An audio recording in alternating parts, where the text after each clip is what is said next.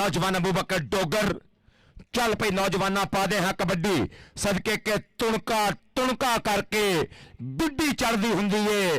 पहला पहला हिक लोकां दी रड़दी हुंदी है अली शान तक्कड़ जाफी आ गुट ते गया आ धक्के मारदा पिया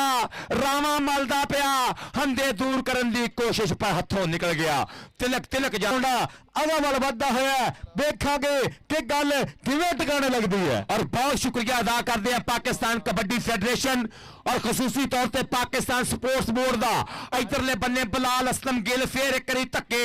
एक बारी फिर बगलों च जान दिया एक बारी फिर कैंची सट गया मुंडा चंबड़ गया नाल चक्का जाम करता पिया घड़ी दियां सुइयां टेक टेक टेक नंबर रेडर दा नंबर अबू बकर डोगर दा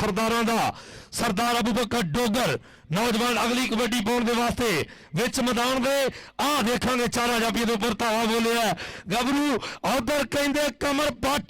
इधरले बन्ने आया बई तुहाडा यार जी अबू बकर डोगर इधर मोहसन नसीर वाला जट्टां दा पुत पर सरदार कहंदा अज ते नहीं 8 पॉइंट पाकिस्तान नाबडा 28 पॉइंट पाकिस्तान एयरफोर्स कबड्डी पाने के वास्ते पढ़िया लिखा मुंडा पढ़ाकू मुंडा HEC दे विचों खेड के नौजवान अगे वल वधिया सरदार अबू बकर डोगर कमर बट और 46 चट्ठे वाला मुंडा और शेरदमान चट्ठे दा पेंडू उधरले पासे मुंडा फेरदा आओ देख एक डाई पर सरदार अबू बकर डोगर धक्के नहीं सहे जाते नौजवान अगली कबड्डी पाने के वास्ते फिर आ सरदार अबू बकर डोगर अखियां दे नाल दिल भी नामे